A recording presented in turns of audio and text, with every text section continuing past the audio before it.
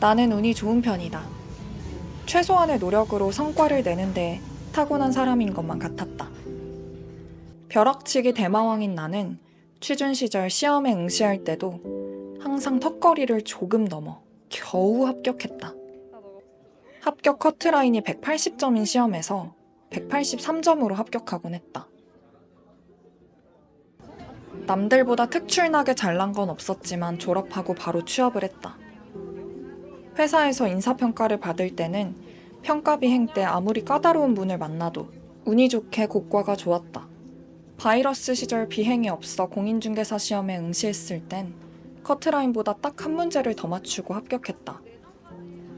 감사하게도 늘 내 노력에 비해 더 큰 성과를 얻었기 때문에 무언가를 꾸준히 해왔음에도 번아웃이 와본 적이 없었다. 하지만 사업은 달랐다.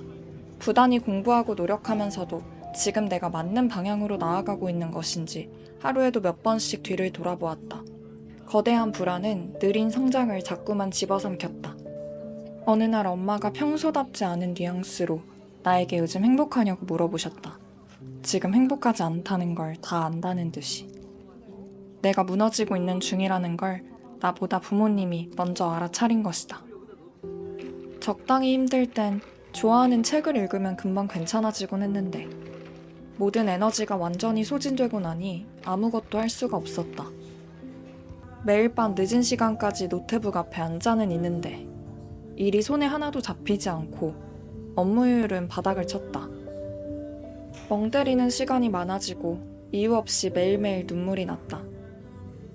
사실 번아웃 같은 건 나약한 사람들한테나 오는 건 줄 알았다.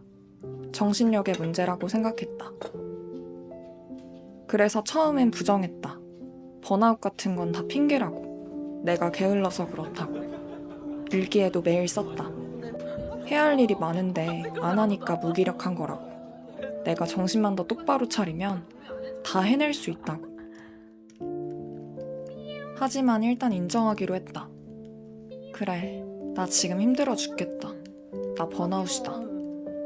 내 능력을 넘어서 욕심부리다가 우선순위 없이 모든 걸 다 잘하려다가 지친 것이었다. 난 왜 이 모양이지?가 아니라 이럴 수밖에 없었구나 라고 인정했다. 설령 내가 멘탈이 약하고 게을러서 그런 거라면 지금은 그냥 좀 게을러 보기로 했다. 그렇게 밤새 울며 번아웃 셀프 진단을 내리고서는 다음날 아침 예약해두었던 병원에 갔다. 추적 검사 중이던 혹이 있었는데 이제는 수술을 해야 한다고 했다. 작은 수술이지만 무섭고 싫었다. 건강하지 않으면 다 무슨 소용이지? 당장 내일 어떻게 될지 모르는 게 인생인데 오늘 행복하지 않으면 이게 다 무슨 의미가 있지? 그날 집에 가기 전에 교보에 들러 다이어리 3권을 샀다. 매일 감사한 일을 토파보기 위해 감사일기를 다시 쓰기 시작했다. 하루하루를 켜켜이 쌓아 귀한 3년을 만들자는 다짐으로 3년 다이어리를 쓰기 시작했다. 뭐든지 다 잘하고 싶은 욕심은 제발 버리고 일에 우선순위를 두기 위해 아날로그 스케줄러를 쓰기 시작했다. 잠시 멈추어 나를 다스리는 힘을 기르기로 했다. 당장의 성과보다 내가 얼마나 오래 갈 수 있는지가 가장 중요했다. 마구 흔들리는 동안 일은 꼭 해야 하는 만큼만 했다. 쉬는 것도 어려웠다. 마음이 불편했지만 억지로라도 쉬었다. 아무것도 안 하고 침대와 물화일체가 되어도 보고 생각을 좀 비우고 싶어서 안 보던 드라마도 몰아서 봤다. 카페에 갈 땐 일부러 노트북을 두고 다녔다. 혼자 산책도 하고 좋아하는 문학책도 꾸역꾸역 읽고 집밥도 먹으러 갔다. 울고 싶을 땐 울었다. 즉흥으로 친구와 강릉 당일치기를 다녀왔던 날 힘들다는 말을 하기가 싫어서 친구의 솔직하고 시시콜콜한 이야기에 더 귀 기울였다. 강릉에 도착해서는 좋아하는 책방도 가고 바다를 보면서 깔깔대며 웃고 장난쳤다. 내 머릿속은 온통 삶에 대한 고민, 일에 대한 고민, 나이 듦에 대한 고찰 이런 것들 투성이었는데 강릉에서의 고민은 고작 밥부터 먹을지 바다부터 볼지 짬뽕 순두부를 눌러줄 아아를 마실지 아니면 추운 몸을 녹여줄 뜨아를 마실지 오징어 순대만 먹을지 닭강정도 먹을지 이런 것들 뿐이었다. 우리는 달리는 차에서 행복의 기준에 대해 이야기했다. 비교와 자기 비하가 우리를 얼마나 불행하게 하는지에 대해 말했다.